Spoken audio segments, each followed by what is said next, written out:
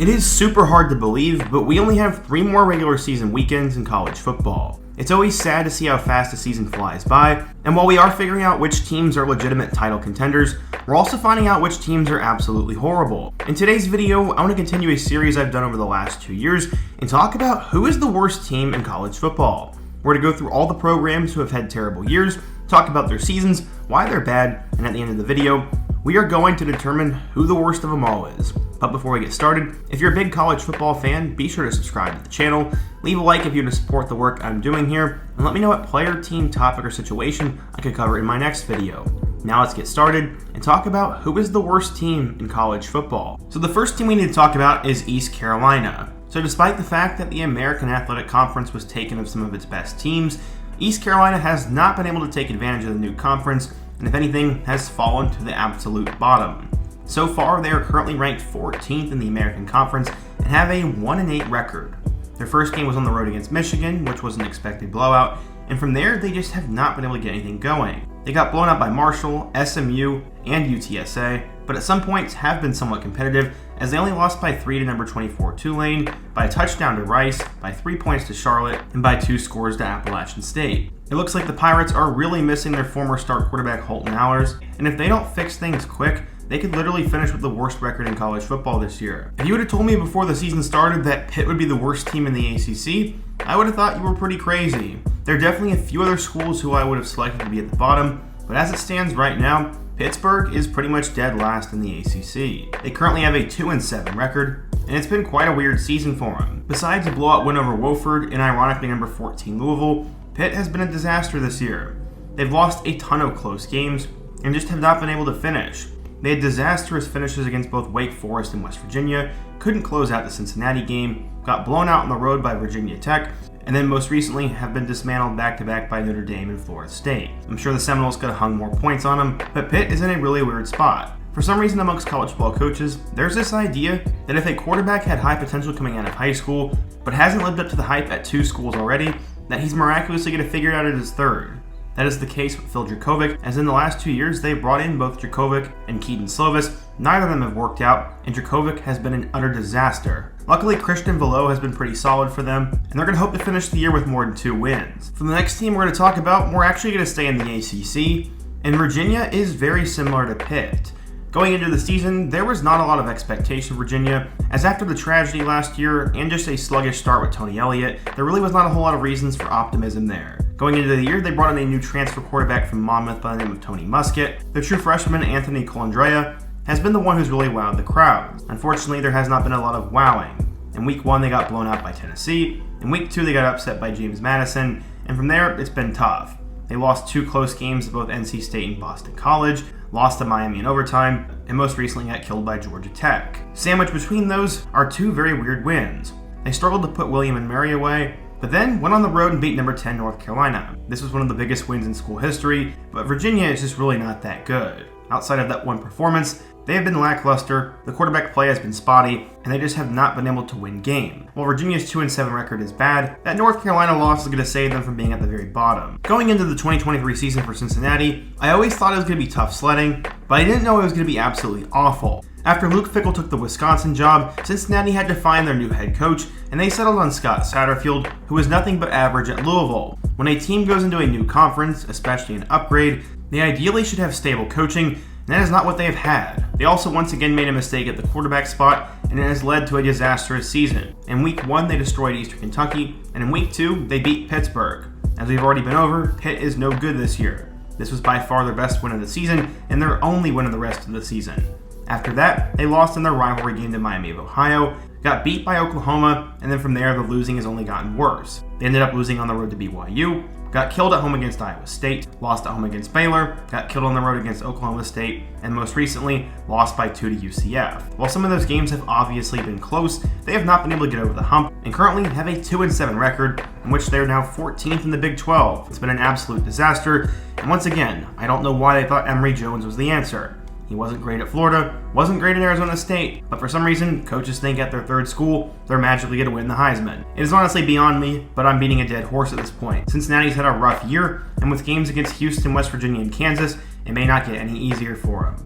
After back-to-back huge seasons for Purdue, Jeff Brom decided to leave for his alma mater in Louisville. This led many to believe that Purdue would take a major step back in 2023, and that is exactly what would happen. Despite hiring Ryan Walters, who I'm still high on, the Boilermakers have really struggled this year. For one, they'd have a really difficult schedule and would have a lot of talent to replace. Guys like Charlie Jones and Aiden O'Connell are no longer on the roster, and they had to play both Ohio State and Michigan out of the West to go alongside with two Power 5 teams in the non-con. The odds were rigged against them, and that is exactly what has happened. In week 1, they lost at home to Fresno State, who many didn't see coming, and then in week 2 went on the road and beat Virginia Tech. Personally, in the preseason, I had those two games flipped, but from there, it's been a disaster for Purdue.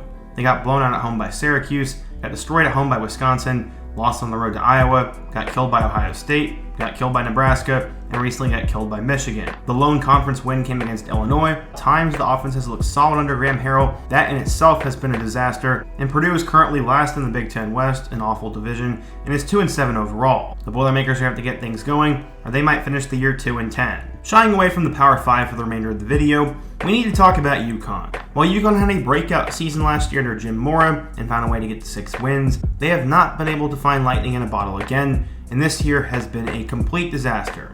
Led by Taquan Roberson at quarterback, the Huskies have lost a lot of close games and have actually played a lot of decent competition. In terms of Power 5 opponents they've played, they lost by 10 to NC State, lost to Duke, lost to Boston College, and most recently lost to Tennessee. While a couple of those games were close, they've obviously not been able to get over the hump, and their other losses are to Utah State, USF, Florida International, and a good Georgia State team. The lone win on the entire schedule came against JT Daniels and Rice. So far, the Huskies are 1-8 on the season, and with games against James Madison, Sacred Heart, and UMass, it's likely their ceiling is 3 wins, and their floor is probably 2 wins. It's been a really bad year for Yukon, but it has been much worse for them in the past. If you're a college football nerd, you probably saw Kent State having a bad season coming from a mile away. They lost their head coach Sean Lewis, lost their 2-star receivers to both UNC and Penn State, and their star quarterback to UCLA. The transfer portal absolutely ripped apart the Kent State Golden Flashes, and it has definitely shown for them this season. Currently, Kent State is number 6 in the MAC East, has a 1-8 overall record, and has been abysmal. They got blown out in their first 2 weeks against UCF and Arkansas,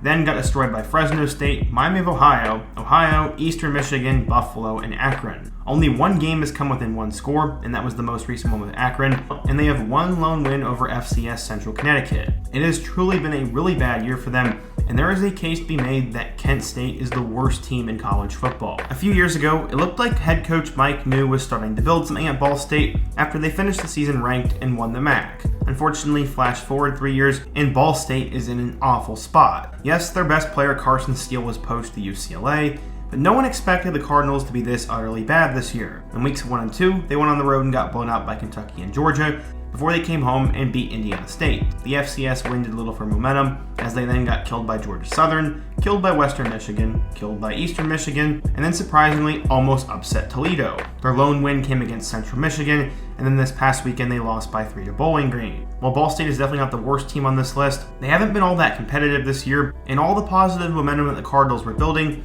has now pretty much gone up in smoke. Mike New may not have much more time there. Nothing against UL Monroe football, but I don't honestly think I've ever watched a Warhawks game, and I can't remember the last time UL Monroe was even relevant. I feel bad saying that, but the Warhawks unfortunately have just found their place at the bottom of college football, especially at the bottom of the Sun Belt. Currently they are dead last in the West with an 0-6 conference mark and a 2-7 record overall. It's been a disaster. Except the Warhawks actually got off to a decent start. They won their first 2 games over both Army and Lamar and got out to a 2-0 record.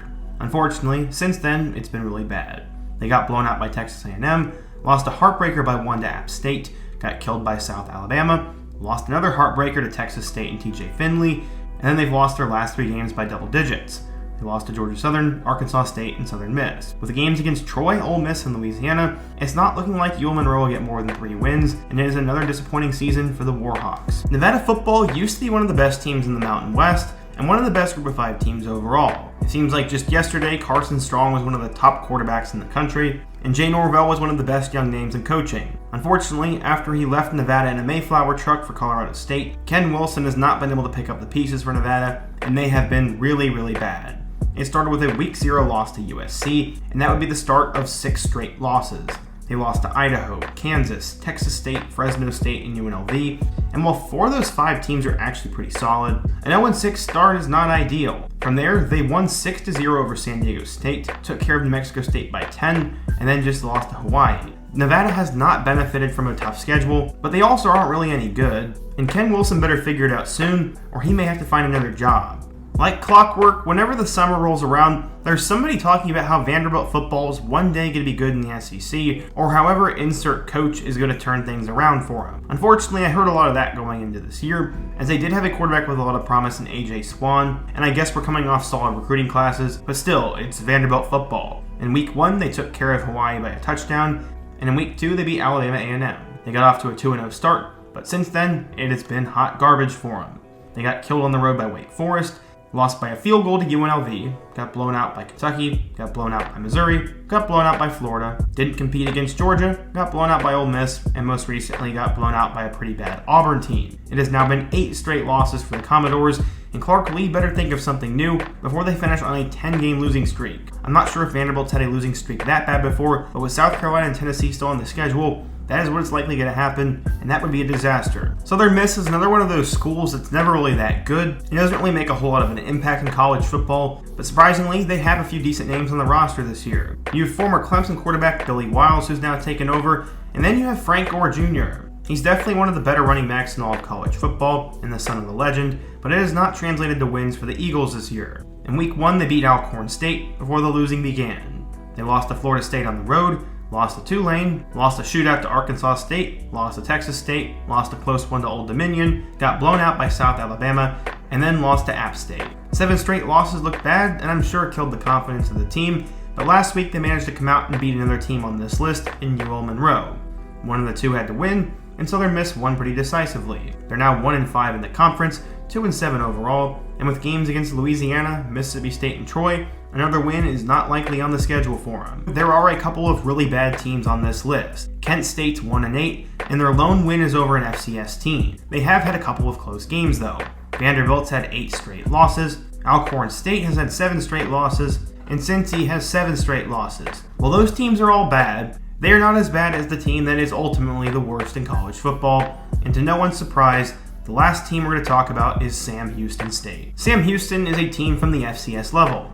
They've recently become an FBS program and decided to drop the state out of their name. They used to be Sam Houston State. Going into the year, there was absolutely no expectation for the Bearcats. There was good reason to believe that they'd probably lose almost all of their games. Matchups with Kennesaw State and Jacksonville State were probably the only 2 they had a chance at winning, and it looks like they're only going to win one of those, and it was just barely. Sam Houston has been absolutely awful. They got shut out by BYU, got beat by Air Force, got blown out by Houston, got beat by Jacksonville State, got beat by Liberty, got beat by New Mexico State, got beat by FIU, and got beat by UTEP. While a couple of those games actually have been close, starting out 0-7 was absolutely awful for Sam Houston. This past weekend, they played Kennesaw State, an FCS school, and barely won 24-21. There's no doubt in my mind that Sam Houston State is the worst team in all of FBS. While maybe they could build something in the future like James Madison has, I think it's going to take a lot of time for them, and they have just been awful.